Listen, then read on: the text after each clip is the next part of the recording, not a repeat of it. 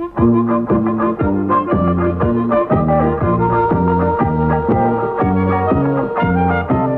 all over the countryside, ask the Leylands, ask the Leylands. Travel all over the countryside, ask the Leyland Brothers. Whatever it is that you want to see, ask the Leylands, ask the Leylands. No matter whatever that happens to be, ask the Leyland Brothers. Come on, me in and join in the fun. Travel all over Australia. Ask the Leyland, ask the Leyland, ask the Leyland Brothers. Firstly, we go to Tibooburra here in western New South Wales. There we look at the Sturt National Park, and then we go all the way south to Tunbridge to take a look at a musical instrument museum. Then to Mooloolaba in Queensland to have a look at Australia's only female shark mesher.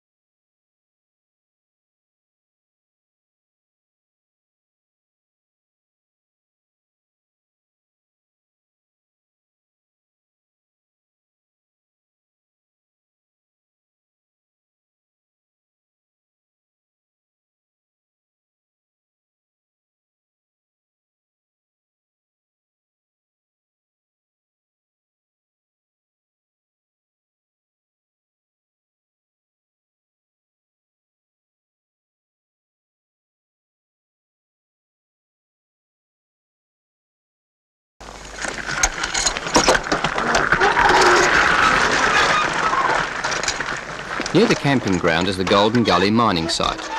This is a place where examples of the mining lifestyle and equipment have been established to show how different things were for the men who came to seek their fortunes in such an arid part of the world. The gold here was found in alluvial deposits or in shallow conglomerate rock. Shafts were rarely deeper than 3.5 metres, and the water which was needed to extract the gold so rare that miners stockpiled their pay dirt until sufficient rainwater could be caught once or twice a year to work the sluices and puddling machines.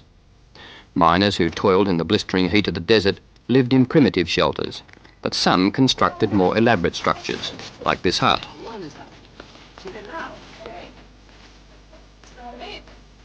The creature comforts were very basic and constructed entirely from materials found nearby.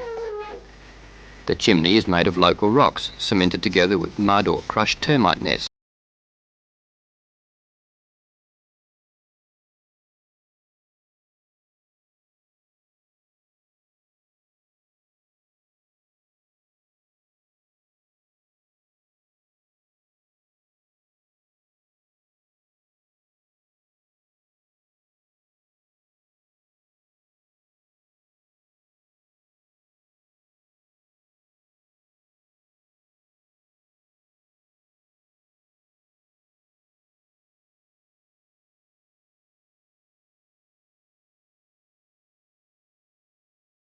for the rain to extract their gold, the dry blower was invented.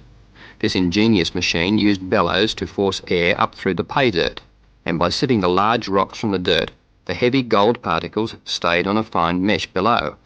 A simple gadget unique to the dry conditions of Australia's desert mining. This one has a wheel, like a wheelbarrow, and can be moved from place to place.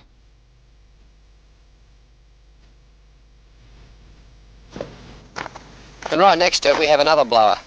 This one here is actually a lot larger and more bulky, and therefore more difficult to move from one mining site to the next, but it has one advantage, and that is that it's more efficient. Just turn the handle and it works much faster than the smaller type. This equipment here is just some of the stuff on display at the Golden Gully mining site. It's part of the Sturt National Park. Of course, there's a lot more to the National Park than that, and we're now going to take a look at some of the rest of it. There are many roads in the National Park, and all offer the visitor a look at the country which, by its very vastness and arid nature, can be a killer. Travel here is easy nowadays, but the climate is still as devastating for the unprepared. No trip through the park is possible without sighting red kangaroos. The kangaroos are frequently jumping in front of the vehicles or scattering from the side of the road. The kangaroos have actually increased in numbers since the sheepmen have introduced dams and water bores. The natural carrying capacity of the country with its surface water alone would be far less than it is today.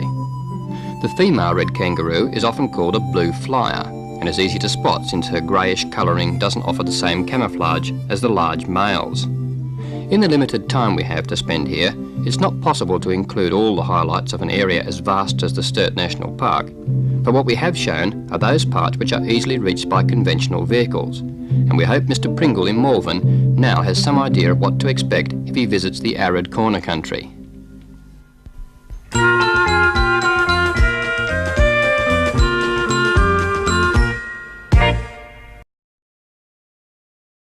We've come to the historic little town of Tunbridge in Tasmania to take a look at an unusual collection of old musical instruments.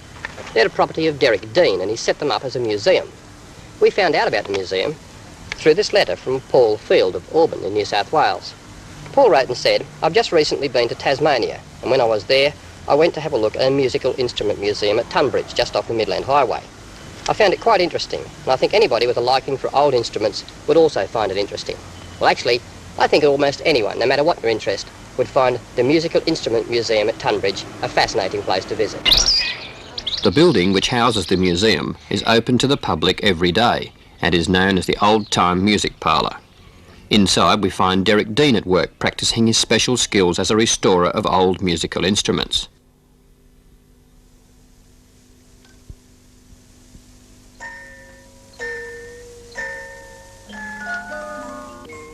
Derek began his craft in England and was restoring old instruments for collectors in Sydney before he moved to Tunbridge in 1977.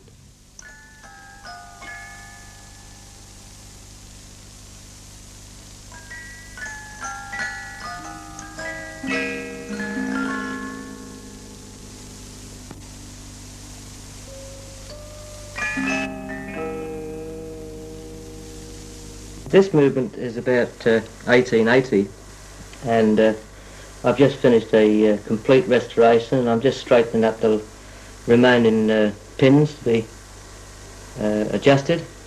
On this cylinder there would be about 12,000 pins, and as the cylinder revolves, so these pins pluck the teeth on the comb, and if they're in the right sequence, of course it plays a tune.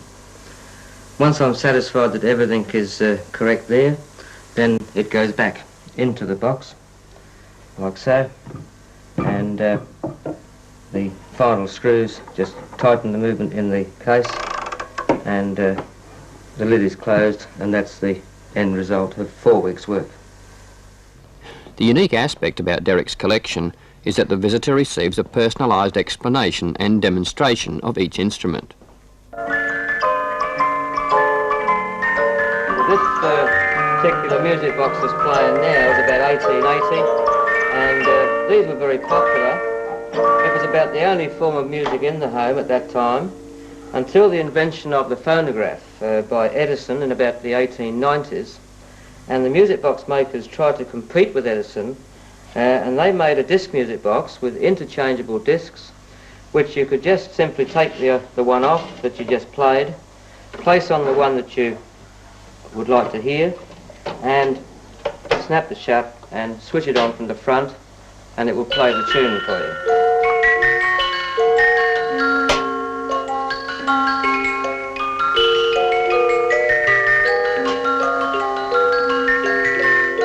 Another instrument that was very popular in the 1880s was the organette, and this is the Celestina. Works on a paper roll, and you just simply put the roll here, hook it onto the spool at the back and turn the handle to play a tune.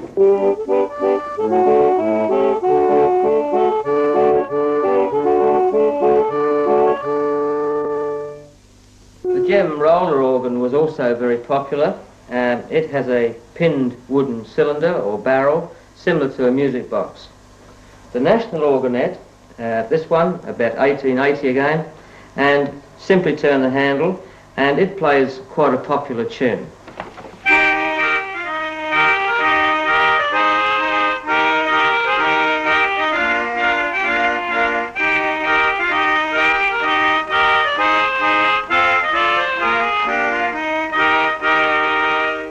Another interesting instrument is the Tasmania accordion, made in Germany about 1910, and these were very popular and very, very easy to play.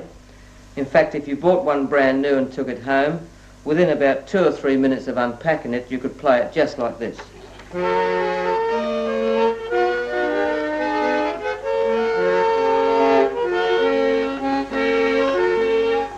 What you did was to undo the end, slip a paper roll into it, and it just played itself. Also in Germany about the same time, the triola player zither was invented, and this instrument plays mechanically, and it uses a perforated paper roll. When you turn the handle, the instrument plays this section mechanically. You play the bass with the left hand, reading off the side of the roll what bass chords to play.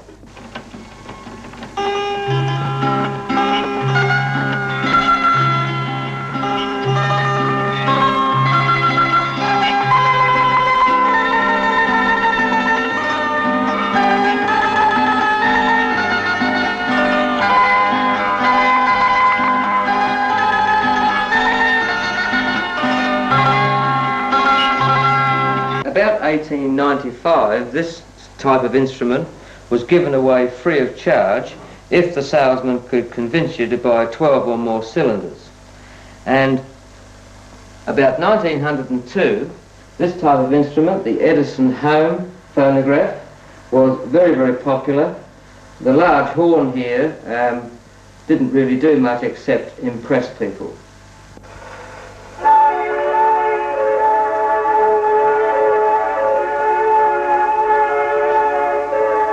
This model is the Pathé Actuel, made in France about 1924, and it's purely acoustic and it's quite sensitive. There is no electric amplification, and the speaker here is just a paper cone. And this little one here is not a camera, it is in fact a gramophone. Made about 1925, this is a portable instrument which you would probably take with you on picnics, and once you've found your picnic spot, then of course you would set up your gramophone just like I'm doing now, and within just a few minutes you could have music, your favourite music, and just play along and play your favourite tune.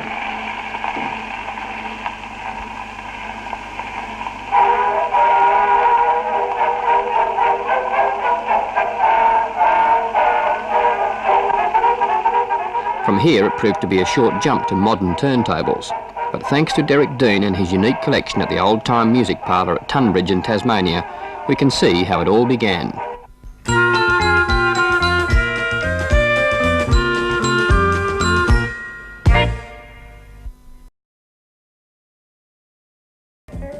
Thousands of Australians go to the beach in the summer. Very few of these swimmers will be thinking about a shark while they are enjoying themselves. But nearby, there is someone thinking about sharks. The incidence of shark attack has dramatically decreased in Australian waters since the introduction of shark meshing about 20 years ago. A letter from Sally Willis in Newcastle prompted us to do a story on shark meshing. We've come to Queensland to have a look at the only girl shark mesher in Australia, Kim Mackenzie of Mooloolaba. Kim and her deckhand, Roger Schofield, can be found at Mooloolaba Marina most mornings at 6:30, setting off to check and replace the shark nets along the beaches of the Sunshine Coast. I'm going along to film the day's events.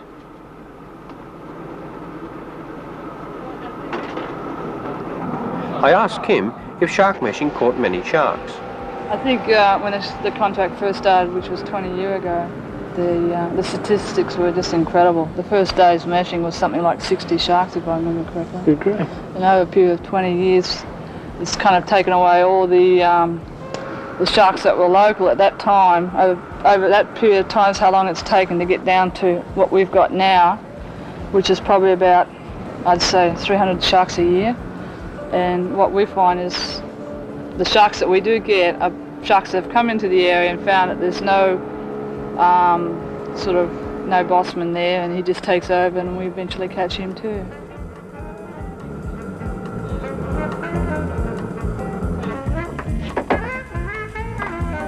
If the net is low in the water, there is a good chance that there is a shark in it.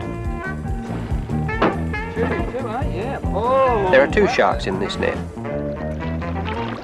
Where's he taken? The side, is he? See, there's a bite there that they've taken out of him.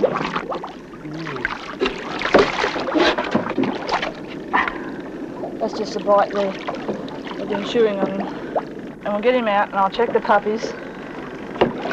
See all these holes in here on his face? Yeah. That's all to pick up vibrations and everything. All of that. He's got them all over his body. Female, and it's exactly 3 feet long, which is quite a big sized puppy. This shark is a grey whaler and is carrying about 14 puppies. Kim has to check the sex of the puppies and also check the stomach contents of the sharks in the net. Oh, hey! Okay, right? Holy, she's not caught by much, Kim. No, we'll get a slug in it. The second shark is a tiger shark, and it is still alive. Did it work?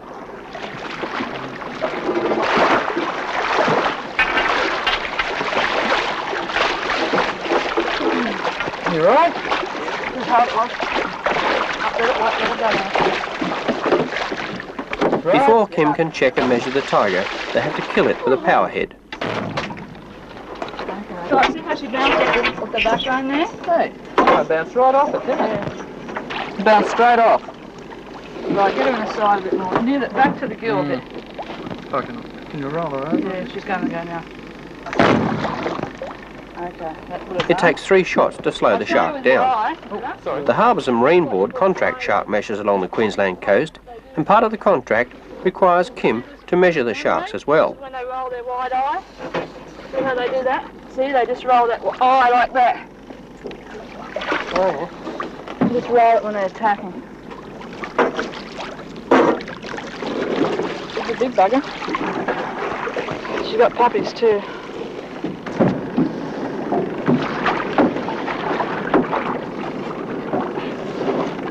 Right, then we'll get.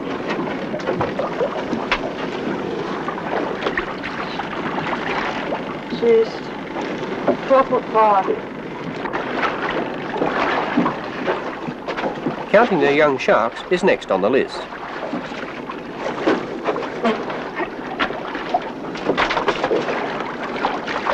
Oh boy, what's she been eating? Shark. I reckon I wish I hadn't cut the guts there too much. Keep count the female rod, I think.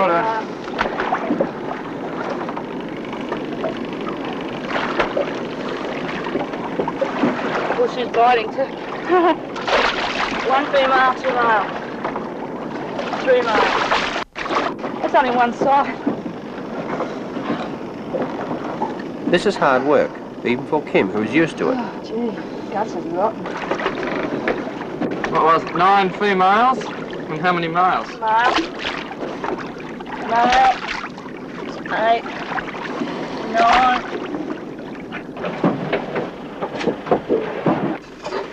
A grey whaler's puppy, and that one there. Totally two different species completely. The female, the whaler doesn't have so many puppies. She only has about 20 at the most, but they're a lot larger. These have got a huge mouth, haven't they? Yeah, they have. They can extend it a lot larger than that too, I tell you. For one of them. Good bugger. Amazingly, it is still alive. They're amazing. Right, try and get up in the head, right? One more shot finishes the shark off. You got her? Yeah. Okay. Yeah. Got it? Push you, bugger. Okay, got it again.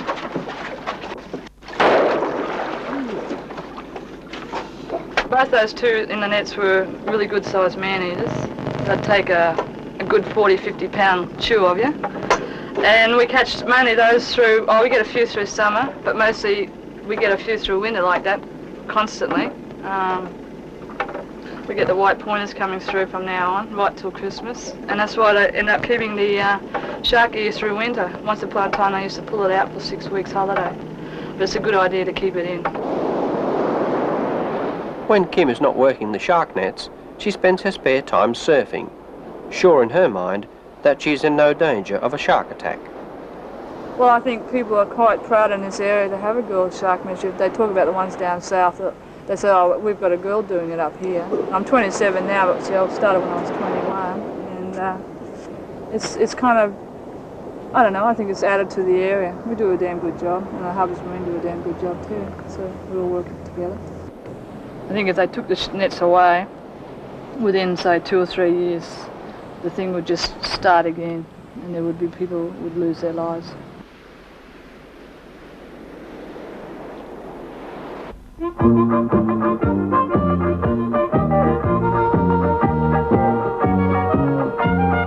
Travel all over the countryside, ask the Leylands, ask the Leylands. Travel all over the countryside, ask the Leyland Brothers.